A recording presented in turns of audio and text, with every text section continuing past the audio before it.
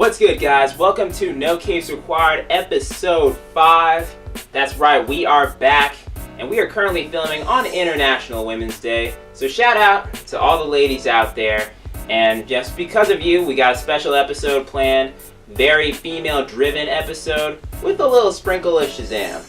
So you ready to get to it, Doug? I'm ready. I'm ready to get right into it. Let's go.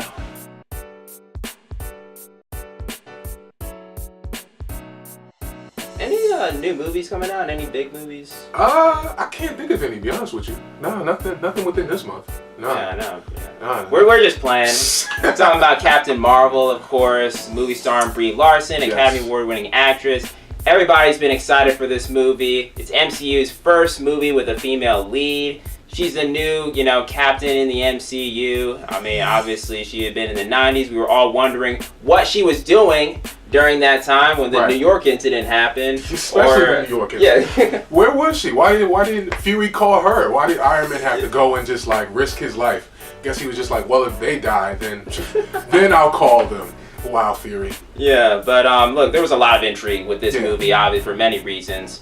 But, we actually did see the movie last night, me and Doug. We did. And, we also caught up with some fans after the experience. Some had some good things to say. I liked the way it was shot. I didn't feel like she was never sexualized, and she seemed like a human being. I did like that part about it. Some did not. I gotta preface this by saying that I'm a huge Marvel fan. That movie was terrible. Can I cuss? Never mind, I ain't gonna cuss. That movie is so bad. Yeah, it's good to see that there was not just one perspective on this movie. I was glad to see that people actually had a difference of opinion. Yeah, no, definitely. I mean, the guy that we talked to, in this movie that we're showing in the clip, he had his opinions, obviously, but I'm just gonna say, for me personally, I disagreed with him. I thought this was a very enjoyable flick. I mean, now I understand that maybe it's not perfect, and the writing details he's probably talking about, as Doug, I think, mentioned in the movie, it's very fast-paced. Very fast-paced. So that, if you're maybe somebody that's for a slow and steady movie, maybe this isn't the movie for you. But the thing is, even though it was a fast pace, I still found myself enjoying it. It sort of reminded me a little bit of Guardians of the Galaxy, how that was very fast paced and still really, really fun. Now, I'm not saying it's necessarily as good as Guardians of the Galaxy, because, I don't know, Guardians of the Galaxy had just amazing humor and so many funny moments. Right. This didn't quite have, even though there were some funny moments in this movie, as in any Marvel movie, but maybe not quite as many as Guardians of the Galaxy. But no, this movie, I still really enjoyed. What did you think, Doug? Just like you had said, I was a bit worried in the beginning because it started out very fast. I mean, and I understand exactly why Marvel was doing that. They're introducing a brand new character to a majority of people who aren't really comic book fans. So they have a lot of detail to give in not that much time. So the beginning of it, very fast paced.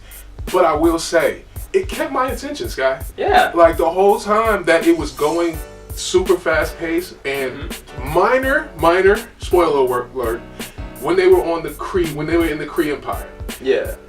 When they showed their society and how their civilization ran, that kept my interest. I was so intrigued by the new world that I didn't really mind the fast pace too much. Yeah. And I think they did a good job with kind of balancing out the comedy mixed with how fast it was going with the information going. They did a good job in that aspect. No, definitely. I mean, Doug mentioned a little bit spoiler. We're not going to give any major spoilers for this film because one of the most enjoyable parts, I think, of this film is the many surprises that are in store. So if you think you know what you're expecting in Captain Marvel, you have no idea. You have no idea. Yeah, no, it's some big surprises, and I think that's what really made you really intrigued, because I think at that point, when you have some of these surprising moments, you're even more like, oh, snap. You're really invested into the movie, and you're really invested to see what happens next. Right. And these plot points that they add, it kind of goes away from the comic lore. So a lot of the stuff that we're talking to that we can't share because we're spoiler free. Yes. They kind of shift away from the normalized comic, which I think adds to the overall movie. Yeah. To be honest, because it's something that it's brand new to you, and they did it well. So I don't really know what that guy was talking about. Yeah, no. I mean, yeah, the thing is, yeah, and that's where the writing comes into play, the surprisingness of the movie, and, you know, having things, because Marvel is no stranger to, you know, tampering with the comic books a little bit and everything. But also I feel like that adds something to it, like you said, because then you're not sure what to expect. Exactly. You're not expecting, like, you will go in with an expectation and then they will just completely flip it on its head and you're just like, whoa. Yeah. You know? Yeah. So, man, I can understand maybe if some die-hard comic book fans have some, you know, a little bit of problems. But for me, as a moviegoer, I thought this was a lot of fun. A lot of fun. You know, Captain Marvel, I guess, touching on her really quick. If you want to know what to expect from Captain Marvel in Endgame, you should really just expect a very powerful ally. Yo, she's super strong. We were arguing after the movie, actually, like, who was stronger at this point, Thor or Captain Marvel. Mm-hmm. And I was making the point, it was like the stuff she was doing in that movie, I don't know if Thor could do, Scott. I'm still on that point. Okay. I mean, look, I think that she definitely could hang with Thor. Yeah, okay. Definitely. Yeah. I mean, I just feel like with Thor at Endgame, we saw him get the hammer. His entrance was so sick. Everybody was clapping. Yeah. And, you know, it was just like, and it was really one snap, you know, one headshot, I guess, away from killing Thanos. He would have had it. And that's the thing. So you guys can expect there to be almost 2 Thors within this next movie. That's how powerful Captain Marvel is. And I'm very excited to see how they use her. No, exactly. And, you know, touching on the applause a little bit, you know, there was one moment in this movie that actually became, even before the movie started, where everybody in the theater that we were at started clapping at. Yeah. And that was, you know, the Marvel opening credit scene. So, spoiler alert, I guess we'll give you a brief one if you don't want to, you know, wait. But yeah, just a tiny bit if you don't want to see it, go, you know, skip ahead in the video. But, you know, they did a tribute to Stan Lee in the opening credits, and it was just phenomenal. They showed him just different pictures of him. So you're expecting, obviously, the Marvel Studios little, you know, runtime, what's it called? Like, the opening, you know, that you usually get from Marvel movies.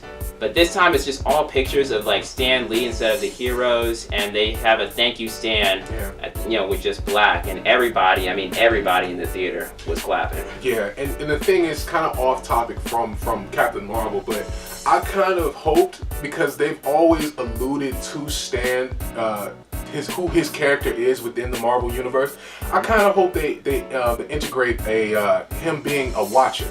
That would be cool. That would immortalize Stan Lee within the Marvel Universe, which I think, being who he is, should happen.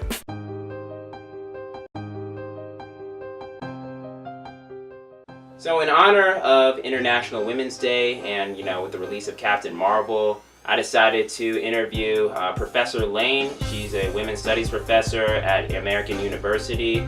And, you know, she talked to me about a number of topics ranging from her class, Captain Marvel, and, you know, women's superheroes, I guess, being on the big screen. Take a look. Do you feel like comic book heroes such as Captain Marvel or Wonder Woman could be just as inspirational as real life heroes, because sort of in the same breath as like how Black Panther was for African Americans?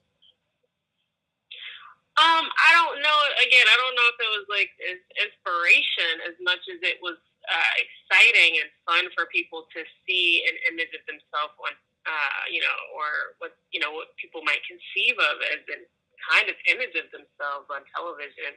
Mm-hmm. Whether or not people think of that as a role model or not, I would be hesitant to say, because that's not something that I particularly study. But I do think that it's fun, and I think in terms of representation, it's nice to see images.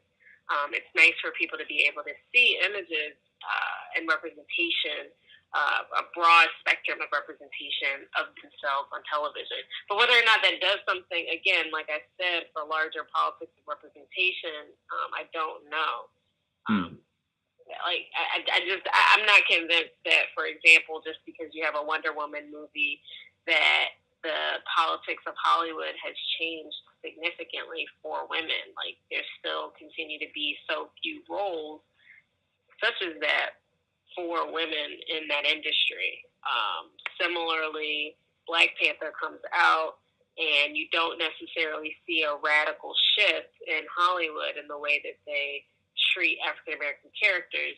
You also don't see a large shift in American society with the way that people are treated because of these movies coming out. But at the same time, they are fun. They are pop cultural events. They are important in the way that we kind of conceive of them, and we have conversations about them, and they allow us to have new conversations that we may not have had before.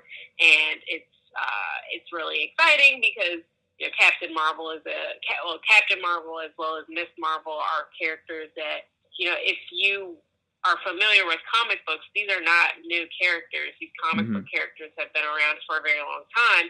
So it's also fun for comic book readers to get a chance to see these characters in real life. So yeah, there's definitely some interesting stuff that she had to say. Her perspective was amazing. No, yeah, definitely. And it's cool to get a women's studies professor like that, on their perspective on that subject. Yeah. Although I guess, go ahead. But thank you to Miss Lane. Thanks. Oh no, for sure. Shout out to Miss Lane. Yeah. But so I will say I do slightly disagree with her about one thing. So while I do think that there needs to be improvement in terms of giving more female roles in Hollywood, overall especially, but I think that we are on the right path, at least to that. That's what I would argue, because especially, superhero movies, after Wonder Woman, now we have like 3 female-led superhero movies in the DC universe. Right. That's not a coincidence. Definitely. I feel like we can thank Wonder Woman. Oh yeah, definitely. The big picture. We can thank Wonder Woman movie, because without the success of Wonder Woman, there wouldn't really be any kind of idea that they could do this and successfully do it. You know what I'm saying? So we don't even know if there would be a Captain Marvel without the success of Wonder Woman. So I definitely agree with that. And disclaimer, I just want to point out, I know we are men talking about a topic that deals with women's plight, and I know my place. For sure. I know my place. No, yeah, definitely. But I will say, even though it's probably not as the changes aren't coming as fast as most would want them, we are making some type of progress, and we can be glad for that. No, I think that's the important thing that we should look at. Obviously we know there still needs to be more work done, but I don't think we would have never guessed that they would be more concerned. The DCU would be more concerned about making a Supergirl movie before their poster boy Superman, getting his second flick. So well, they have done a couple Superman movies that weren't that successful. So. Oh yeah, it's cool that we're getting a fresh, new right. perspective, I guess. Yes. Because obviously, they have some TV shows with lead, heroes, female heroes, but now that we're getting all these movies, I can't wait. Yeah. And they're good. It's not exactly. It's not like they're just pushing out movies that are just all right, just for the sake of it. Here you go, women. Here's your movies. No, these are great movies with interesting plots. It really makes me more intrigued, and it actually makes me notice that there aren't as many super women in both the DC universe and the Marvel universe for us to hold at a pedestal. It's really just Wonder Woman. So this makes me kind of want to see and read more women-led comics and movies.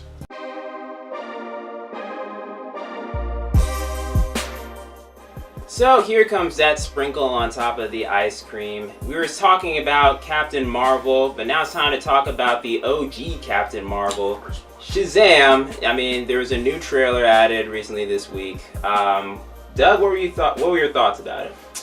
It kind of fell in line with the first trailer. We see a lot of comedic relief in this movie. Billy Batson is the kind of the easygoing, kind of the funny youngster that we know him to be, the young OG. Not like the you were talking about. He was different after, I think it was. Yeah, the DC reboot. After the DC reboot. But this is kind of like the easygoing Billy Batson. I'm actually curious to see what's it about. I'm still kind of on the fence with DC still after their Justice League movies and the Superman movies. So I'm still, they have to impress me basically. Oh yeah, definitely. Yeah. But I think, like I said on episode 1, if you remember my pilot episode, my bold prediction was that I think Shazam is going to be the DCU's second best movie. And I'm still sticking with that prediction, just because you see from this trailer, at least the past two trailers, it definitely gives sort of a Spider-Man Homecoming sort of vibe. Yeah. And this is sort of like their Spider-Man Homecoming, because he is really a kid, and he's a little bit maybe older than he is in the comics, because usually in the comics it's like 11 or 12, and then something like that. Yeah, but now he's a 15-year-old, I think, which is around the age of Spider-Man, so you know, he's a teenager, and it's cool that, you know, to see him, you know, he's trying to order beer, which is funny, and, you know, and I think there's going to be a lot of comedic relief moments in this movie. I feel like it's going to be fun. Interesting thing about this, it seems like he's relatively immature with using his powers in this trailer, we didn't see it in the first trailer. Like, he's kind of shooting lightning kind of haphazardly. That was actually a big standout in the second trailer too. They showed a lot of clips of him just kind of messing around, just being a kid with his powers, all in his adult form. So we'll see where they go with this. Like I said, I'm interested to see how they're gonna put this within that. Because, like, is he going to be part of the Justice League team, do you think? I think so, because I think the Justice League usually have, like, 7 core members. Right now they have 6. Okay. So, considering he's the next one up, we would probably think it's him. The only other option would be Green Lantern, but I think the Green Lantern core movie doesn't happen in a couple of years. Correct me if I'm wrong. All because of that first one they messed up on. Yeah, no, but hey, you gave us Ryan Reynolds. It was not you were not meant to do that part. You were meant to do Deadpool, and you've done it so beautifully. So thank you. That was a sign from God. Yeah, exactly. No, shout out to you, Ryan Reynolds. But look, now we have to, since we've compared the OG Captain Marvel and now the new Captain Marvel. How do we see it comparing? So I know Zachary Levi doesn't want us comparing the two movies, but do you feel like Shazam will be on par with this Captain Marvel that we saw yesterday, or just slightly above or slightly worse, or where do you see it? It all depends on the plot. Like I said, the Captain Marvel movie, the thing that made it stand out was it had a very interesting plot. So it just depends on the direction they go with this character and the character development, as well as the introduction to the villain and just the overall story. So we'll see. I'm thinking that I don't think it, just because, and it's because it's a DC movie, I don't think it's going to be doing as well as Captain Marvel, because I just think they have better writers over there. So, but I don't think it will be bad in any regard. Okay, yeah, no, I think it's going to be, I think it could be on par. Like, I feel like it's a lot of fun. I mean, now, you're right, a lot does come down to the writing, because, like we said already, some of the best parts of the Captain Marvel movie were the surprises and the uniqueness. And even, like I mentioned before, Spider-Man Homecoming possibly had, Captain Marvel's now is up there, but, one of the top 2, I would say, biggest plot twists in that, he's dating his father's daughter, which, nobody was thinking about because the dad is white and, he's dating a black girl. So everybody, we saw the movie together. And everybody in the theater was like, oh.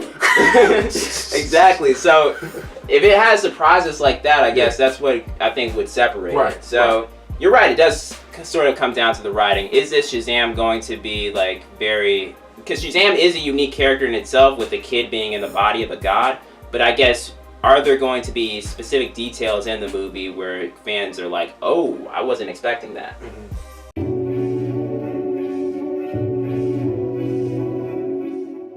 So, staying in the theme that Captain Marvel now is, the newest female and, biggest, I would say, female edition, arguably, in the MCU now. Which female characters could we see next? It's sort of like that who's next, because in Phase 4, and especially with these female movies, we're expecting to make bank, and I think at least the Thursday screenings of Captain Marvel have gone well. At least the theater we were at, it was all packed. So we expect it to make a lot this weekend. But in that theme, we expect there to be more female heroes introduced in Phase 4. So who would you like to see next? There's a couple. I don't know how many you want me to do at once, but I'll name like 2 right now. Then I'll just for sure. Yeah, no. So the 2 that I really want to see, like off the bat, and I know a lot of people don't really know about her, but Squirrel Girl is one. Ooh, yeah. I think Squirrel Girl would be a great comedy movie. I think there's a lot of things you can do with that character, and because not a lot of people know her, you can the writing can be loose, and doesn't have to stick to the script as much. Yeah. You kind of have a lot of leeway to use her in whatever way you want. And then I would like to see a Felicia Hardy Black Cat movie. Ooh, yeah, That would be cool. I like that. I would honestly like her to. I mean, I kind of expect her, or I was expecting her to be introduced with one of the new Spider-Man movies, not Far From Home, but I'm maybe sure the they'll one do it. after that, Yeah, just because she is an important part of like Spider-Man's life, at least Peter Parker comic books. She's always been an interesting character too. It's kind of like It's very much like Catwoman-esque. I guess you could say like maybe it's like they're copycats, but no pun intended. Yeah, but no, I mean, look, she's a very cool character, and definitely has that anti-hero kind of persona, and very flirtatious like Catwoman. I mean, they are very similar, but no. My two choices, I've got a couple. So my first choice would be She-Hulk. And She-Hulk is a very interesting character, more interesting than you would think, because I think a lot of people just see her as, okay, she's just a female version of the Hulk, but I think what's really cool about her is that she doesn't turn back. Like, she just stays like in Hulk mode all the time. Like, even when she's like a lawyer, she's just showing up to cases like just tall, green, and everything. And what's really, and I think why she does that is because she likes having the empowerment. She feels like she's more empowered and powerful and strong and confident as She-Hulk than she was as Jennifer Walters. Right. Which I think is really, I think like that could really resonate with a lot of girls. That'd be a great plot. Yeah. So I would love a movie about her. The other one would be Invisible Woman, mainly because I just want to see Marvel's take on the Fantastic Four. Because I know a good Fantastic Four movie can be done. Can be done. And it's been done. It's called The Incredibles. I mean, so it really has been done, and it can be done. So yeah, the Fantastic Four from the comic books have always been interesting. The family aspect mixed in with like they live in the city in this big tower. Yeah. And everybody knows where they are. They're very personal level, grounded heroes that I think have gotten a bad rap over the years just because of the movies. Yeah, right. Exactly. And I think, one of the cool things would be like maybe they have, because in the comics, Johnny Storm and, Peter Parker sort of have a little trash talk rivalry, so they could get that back in. Oh yeah. my gosh. Yeah, that would be Yeah, crazy. so I want to see them, talking and all that. So, hey, Marvel, I know you can do it. I know eventually, I have a feeling they're eventually going to make a Fantastic Four movie, and I have confidence that it will be the best one yet.